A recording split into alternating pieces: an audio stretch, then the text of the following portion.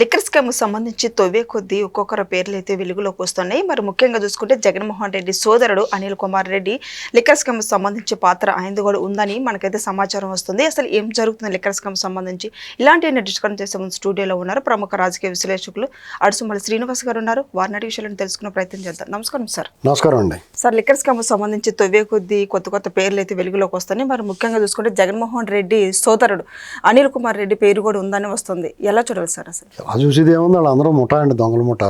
అంటే ఇన్నాళ్ళు ప్రజల దృష్టి జగన్మోహన్ రెడ్డి అనేటువంటి అతని మీదే ఉంది. వాళ్ళ నాన్న ముఖ్యమంత్రిగా ఉన్నప్పుడు చేసిన స్కామ్లైనా ఇప్పుడు అధికారంలో చేసిన తర్వాత అయినా చాలా వరకు జగన్మోహన్ రెడ్డి అంటే ఒక పెద్ద గీతం ముందు ఏమీ కనపడలేదు మనకి. ఈ సిట్ దర్యాప్తు బృందం ఈ మద్యం స్కామ్ విషయంలో దర్యాప్తు మొదలుపెట్టిన తర్వాత ఎక్కడో చిన్న తీగ కదిలిన తర్వాత మొత్తం డొంకంతా కదిలితే ఆ డొంకలోంచి ఈ దొంగల మూట అంతా కూడా బయటకు వస్తుంది. అవును. ఇప్పుడు అనిల్ రెడ్డి పిఏ దేవరాజ్ అన్నవాడు పట్టుకుని విచారిస్తే అతను మొత్తం చెప్పాడు అనిల్ రెడ్డి పాత్ర ఏంటి అనేటువంటిది.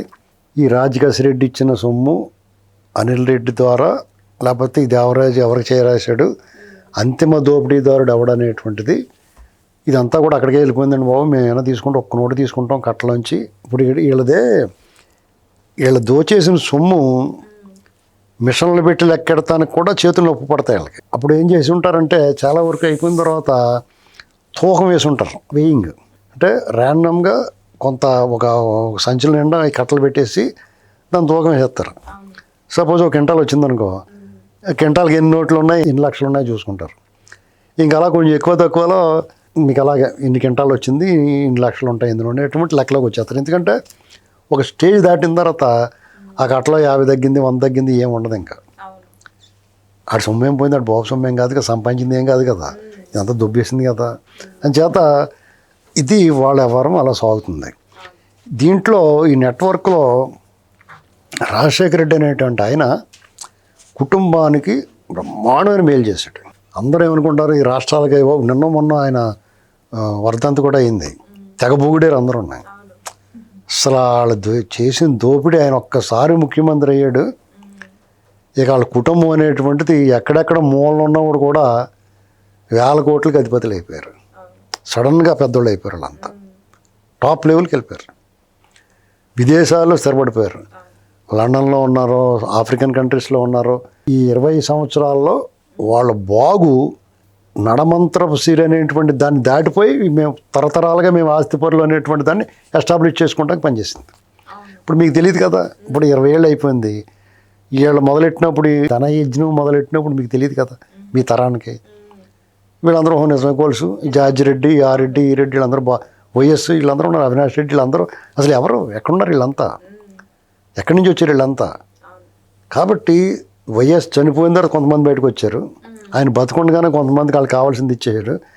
వీళ్ళు కూడా ధర్నాలు చేసుకున్నారు. అవును. ఈయన చనిపోయిన ఆయన ఒకసారి జార్జిరెడ్డి ఇంటి ముందు ధర్నా చేసాడు వెళ్ళి, మాదాపూర్ అయ్యప్ప సొసైటీ దగ్గర. గతంలో ఇళ్ళ గొడవలు ఉన్నాయి మళ్ళీ ఈ పంపకాల్లో ఎక్కువ తక్కువలో. ఎవరు సంపాదించినా ఎవరు కొట్టుకొచ్చినప్పుడు పాండవులు ఏది సంపాదించిన ఏ పనసపండు అడవిలో వెళ్ళి వనవాసం చేసేవారు కదా. రాజ్యం గీజ్యం అన్నీ పోయి వనవాసం చేసినప్పుడు, అరణ్యవాసం చేసినప్పుడు వాళ్ళు ఏదో పండు పొలమో కొట్టుకొచ్చారనుకో, వాళ్ళు అమ్మదారి పట్టుకెళ్ళేవారు నేరుగానే. అందరూ సమానంగా పంచుకు తినంటారు బాబు అని చెప్పేది.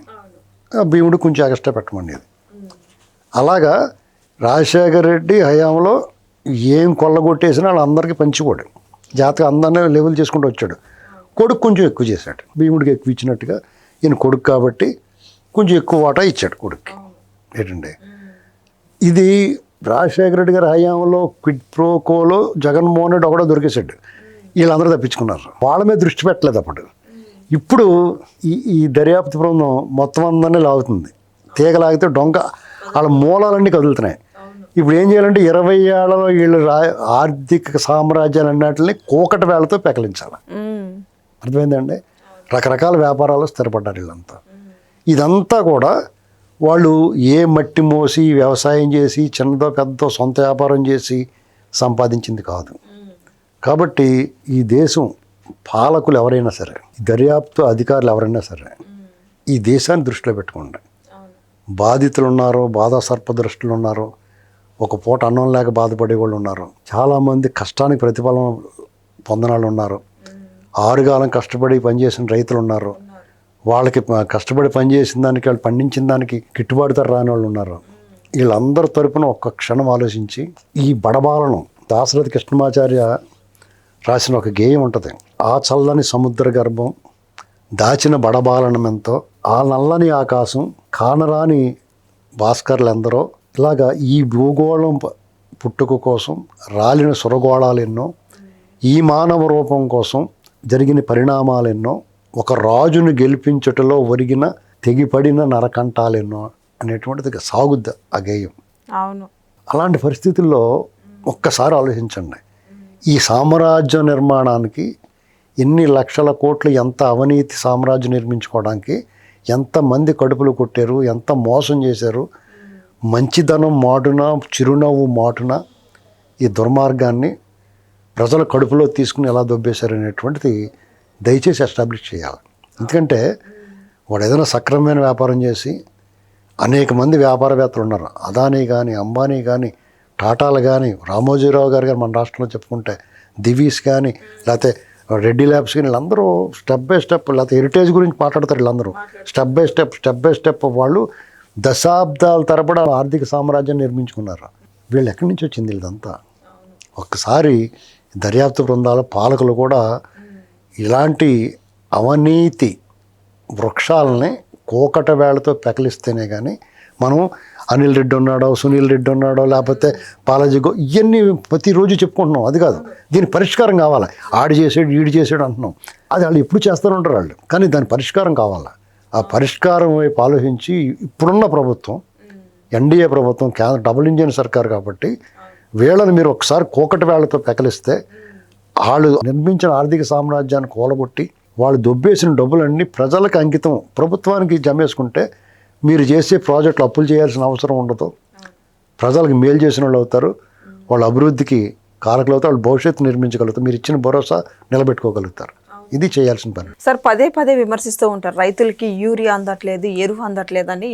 ఇప్పుడు వైసీపీ వాళ్ళు ప్రతి ఒక్కరూ కూటమి ప్రభుత్వాన్ని విమర్శిస్తున్నారు. నిజంగా దీని గురించి మీరు ఏం చెప్తారు సార్? ఏమంటే మార్చి ఏప్రిల్ నెలలోనే కావాల్సినంత యూరియా తెప్పించారు, ఇంకొక 10 లక్షల టన్నులు వస్తుంది. ఇప్పుడు కేంద్ర ప్రభుత్వం, ఎన్డీఏ ప్రభుత్వం ఉండటం వల్ల చంద్రబాబు నాయుడు గారు ఇటువంటి విషయాల్లో ముందే జాగ్రత్తగా ఉంటాడు. ఆయన అధికార పక్షానికి సంబంధించిన వాళ్ళు కొంతమంది కొన్ని చోట్ల పొరపాట్లు చేస్తున్నారు, పేపర్లో కూడా వచ్చింది. అది దాన్ని నిఘా పెట్టుకోవాలి. ఆ పార్టీ శ్రేణులను హెచ్చరించారు చంద్రబాబు నాయుడు గారు కూడా, అందరిని హెచ్చరించారు. దుష్ప్రచారం చేసినా, దీన్ని బ్లాక్ చేసినా, దీన్ని ఇబ్బంది పెట్టినా అందరి మధ్య కఠిన చర్యలు తీసుకుంటా అన్నారు. ఇది ఎలా జరుగుద్ది అంటే ఇప్పుడు సపోజు ఇప్పుడు సొసైటీ ఉంటాయి కదా, సహకార బ్యాంకులు, ఆ సొసైటీలకి అప్పు చెప్తారు. అది వాళ్ళు ఏం చేస్తారంటే ఆ గ్రామంలో వాళ్ళకి కావాల్సిన వాళ్ళకి ఇచ్చుకుంటారు, లేదా కొంత వాళ్ళే దాచుకుంటారు, వాళ్ళ కోసం కానీ కొంచెం ఎక్కువ కక్కుర్తి పడతారు. దానివల్ల మిగతా వాళ్ళకి ఇబ్బంది కలుగుతూ ఉంటుంది.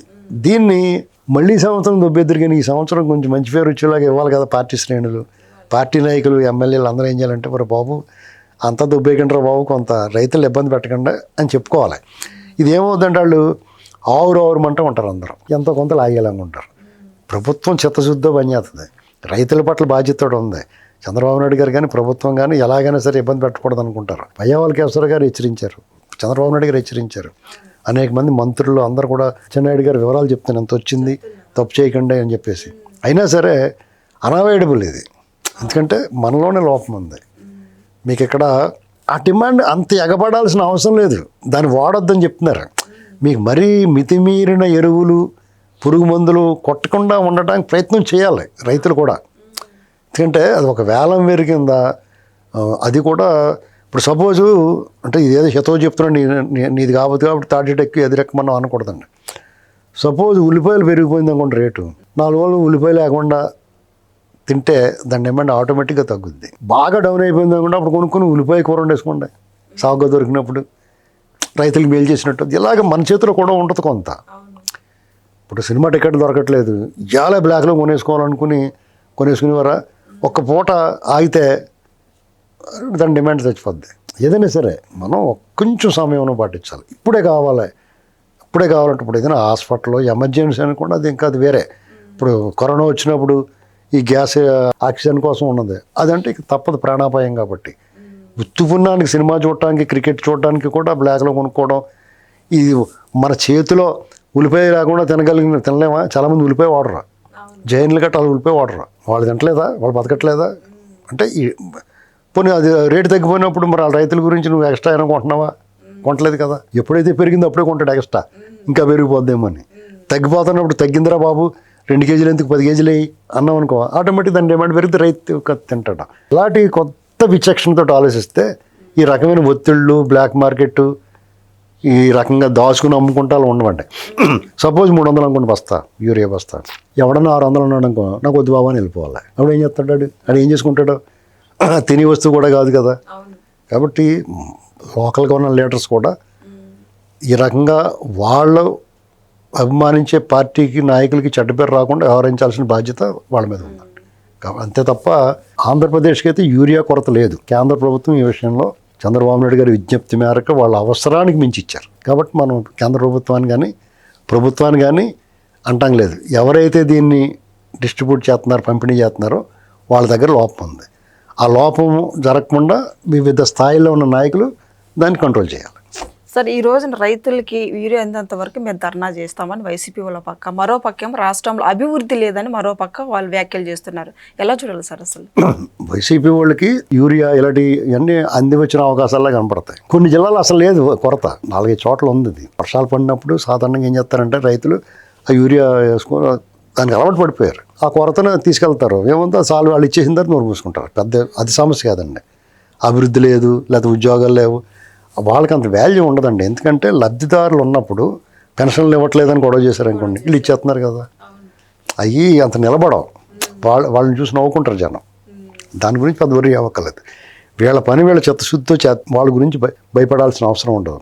వాళ్ళు అలా తప్పుడు ప్రచారం చేస్తే మాత్రం 2 మొట్టికాయలు వేస్తే వాళ్ళు నోరు మూసుకుంటారు.